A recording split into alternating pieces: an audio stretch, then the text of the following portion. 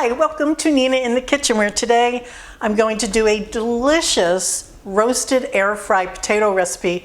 So easy, so good. Come on in, let me show you the potatoes.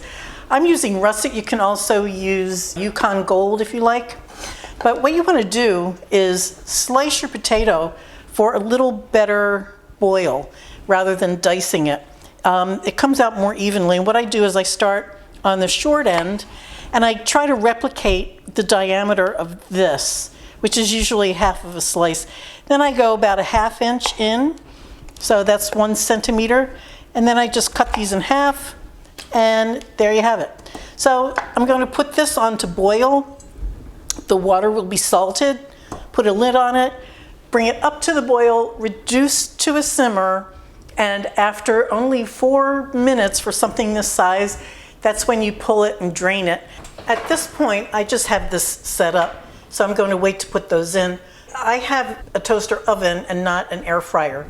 This is the rack, and the potatoes just go on here. I put something down here too, just to catch any drips, because I do have olive oil on there, and depending on the potato, how fresh it is, etc., they can drip. So you should be aware of that. Over here, I'm going to select air fry, and I'm going to go, I think I'll go up 450 for 20 minutes. So they'll be really crispy on the outside, really creamy on the inside. And these have been boiling just for 4 minutes, and I drained them.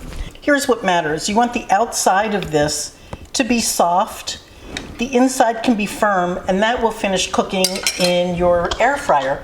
So what I'm gonna do is just put some olive oil on here. I'm using the good stuff, the extra virgin, with some salt and pepper.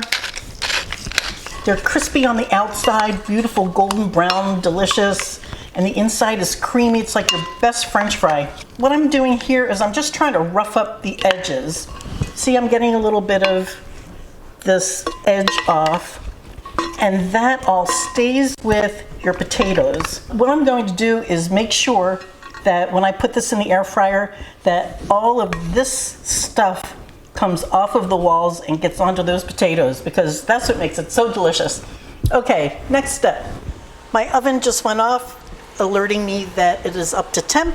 So I put these on here, in they go.